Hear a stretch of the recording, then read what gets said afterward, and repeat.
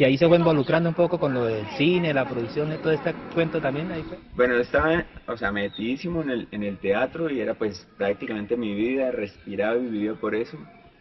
Y el grupo nos abría el mundo porque nos llevaba a muchos países, a muchos festivales y pues uno podía no tener plata, podía no ganar mucho, pero en ese momento, o sea, eso fue súper importante porque cuando uno viaja a otro país empieza a verse desde lejos y a ver qué tiene, qué es Colombia, sí, qué es uno, qué es Santander. Cuando uno sale, realmente es como cuando usted va y ve desde lejos, ve desde otro punto, desde otro ángulo, lo que uno es.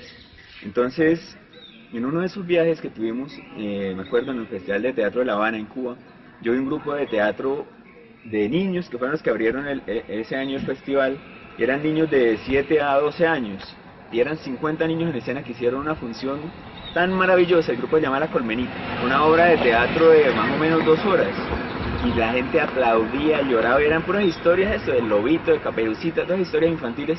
Pero cuando llegamos a Colombia dijimos, oiga, nosotros en Colombia, sin Cuba, que supuestamente que pobreza, en Cuba hay una riqueza cultural tremenda, tremenda, tremenda. Entonces dijimos, o sea, aquí en Colombia, ¿qué nos está bloqueando para hacer una escuela como esa? Entonces hagámosla. Y empezamos a ir a las escuelas y a enseñar teatro. Fue como cada actor escogía su escuela, y yo pues como con toda esta infancia del campo, de Barichara, dije, no, yo no quiero trabajar en el pueblo, me voy para el campo. Entonces en bicicleta me iba para el campo, y ahí escogí un grupo de teatro, un grupo de niños, y empecé a darles teatro, teatro, teatro. Creamos una dramaturgia, pero en el momento en que le íbamos a presentar, llevamos como 3 meses trabajándola, los chinitos veían el público y como si no hubiéramos hecho nada. Entonces yo decía, no, pero ¿qué? O sea, ¿qué pasa? Y cuando vayamos a mostrar esto, o sea, no, pero ¿por qué en Cuba sí? Pues dele y dele, hijo de esos chinos que podían. Pero claro, niños del campo, pues un poco introvertidos. Sí, sí, sí. La maestra, por accidente, fue que yo llegué a esto del audiovisual. Nos dio una cámara y bueno, aquí compramos una cámara, hay que registrar como todos estos procesos.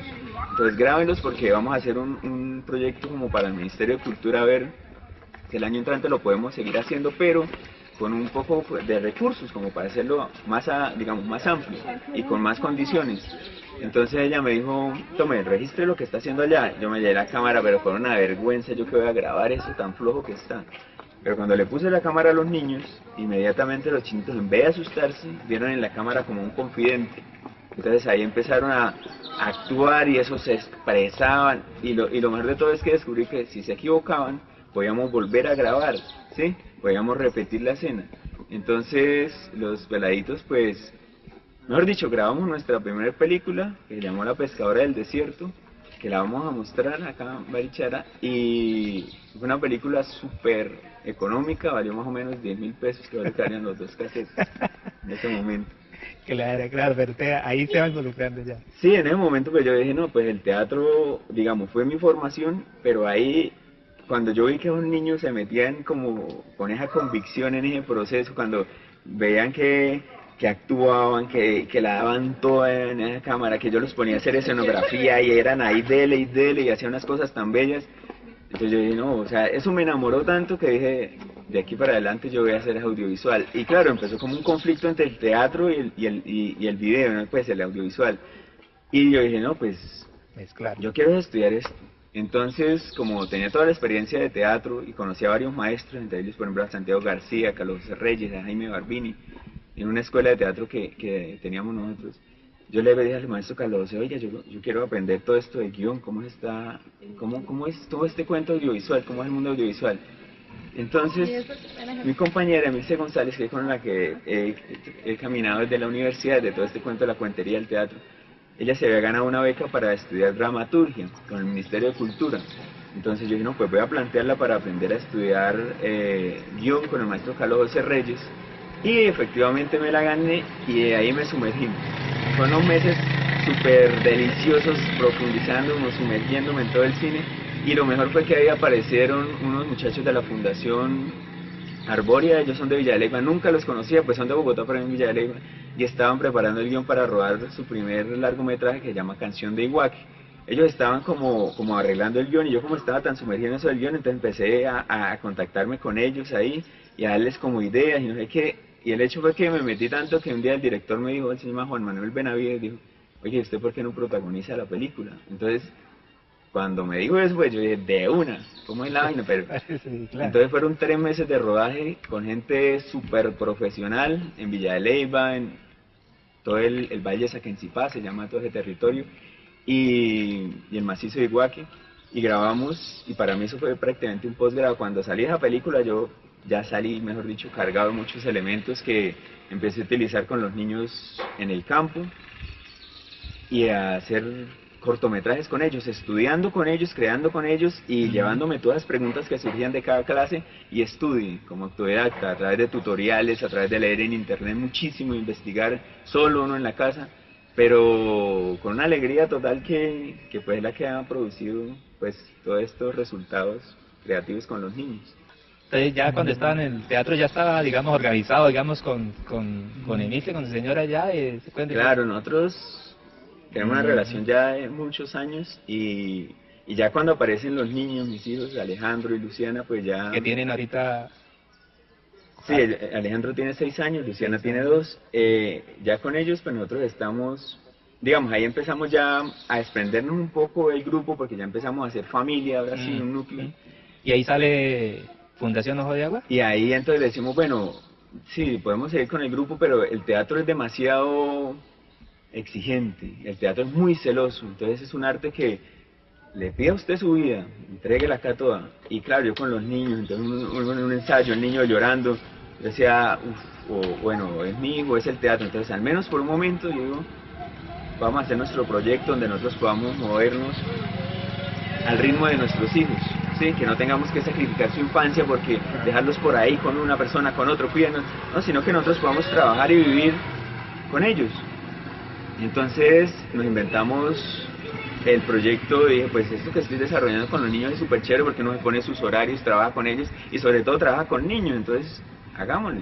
Y creamos la Fundación Cultural Ojo de Agua y eso es, por ahora, digamos, empezamos, pues ellos están en la infancia, entonces estamos investigando como las historias de la infancia y muchas de las películas que van a ver son eso, películas muy infantiles que se sumergen en el mundo de los niños y todo ha sido como también por regresar uno a su propia infancia y por investigar un poco pues estas maneras de que los niños ven el mundo para poder ayudar un poco a nuestros hijos a caminar por él.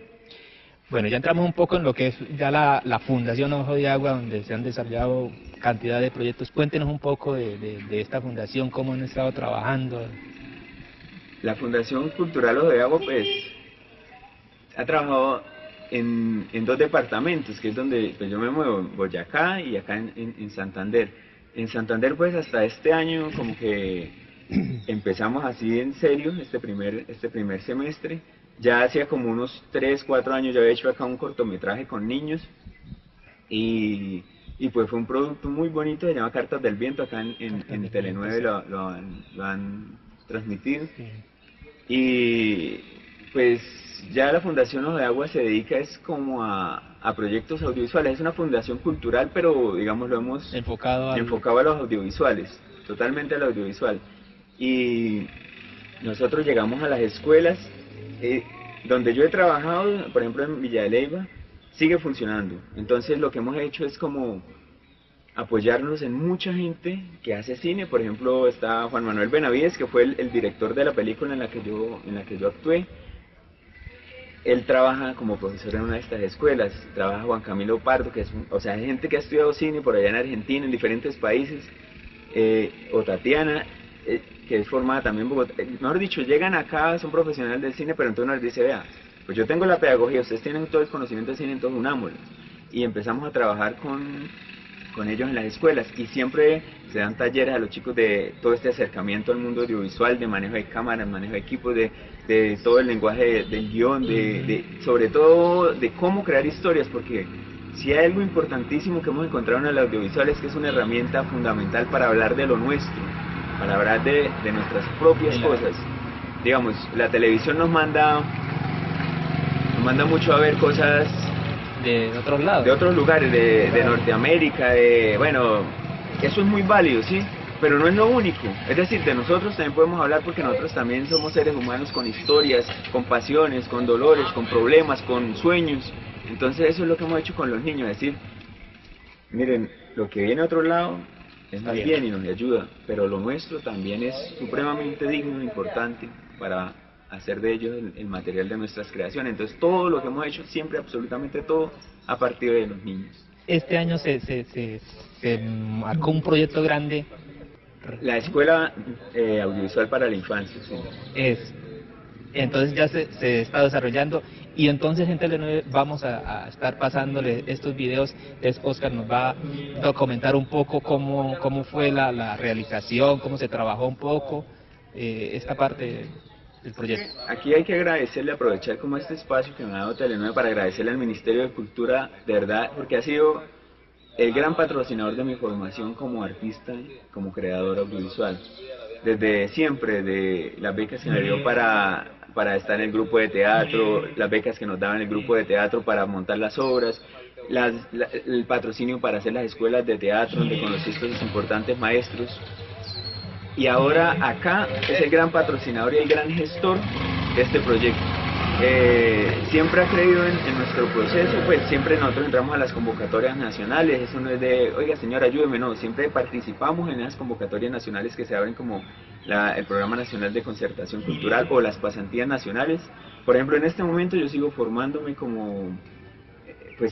estoy aprendiendo, porque llegó el momento en que habían muchas historias de los niños que necesitaban animación, y yo ni idea de la animación. Entonces el año pasado planteé un proyecto para aprender a hacer animación, y este año me gané una pasantía que es la que estoy estudiando ahorita en Bogotá con el maestro Santiago Caicedo Rux, un animador súper importante aquí en Colombia y muy generoso, que me está enseñando todo esto.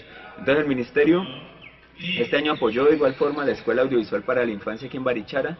Trabajamos en el Instituto Técnico Aquileo Parra, trabajamos en Fundación Reserva para la Infancia y trabajamos en la institución educativa Guani. Por ahora en esas tres, porque no vamos a abasto con más, pero el año entrante queremos plantearlo ya a llegar a Paramito, llegar también al Jehovón Lenguerque y a otras sedes de los mismos colegios en los que trabajamos este año. ¿Qué hicimos nosotros? Lo mismo que hemos hecho en Villa de Leyva, es llegar con el arte audiovisual a los niños y decirles, miren, esto es para descubrirnos, para explorarnos, para entender nuestro territorio, para ver desde otra perspectiva lo que estamos cansados de ver con el ojo, pero que es tan valioso y tan bello, pero de tanto verlo, no lo vemos. Sí, entonces pasa desapercibido, digamos, no lo... Entonces eso es lo que trabajamos con los chicos, cómo sus historias, cómo sus abuelos, cómo los saberes son tan importantes, y nosotros como que los estamos dejando borrar, los estamos dejando perder, los estamos dejando que los lleve el viento y el tiempo. Entonces este año lo que hicimos fue ir a las escuelas, dar toda esta clase audiovisual, pero por otro lado íbamos trabajando el patrimonio inmaterial del pueblo.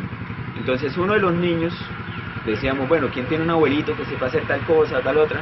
Unos niños decían, no, mi tía sabe hacer sombreros de iraca, no, mi abuelito sabe hacer cestas de piedra, bueno, no sé, es pescador, tanto oficio.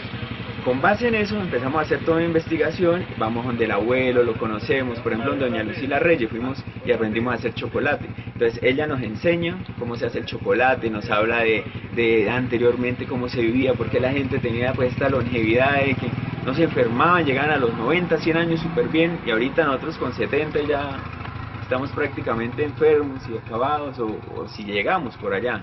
Entonces decían, no, es que la alimentación era diferente. Entonces empezamos como en todo un conocimiento tan bello que realmente los niños se involucran definitivamente con su historia, con su pueblo, con su entorno, porque es para nosotros imprescindible que los chicos conozcan sus raíces, porque si no, ¿cómo se sostiene uno en este mundo?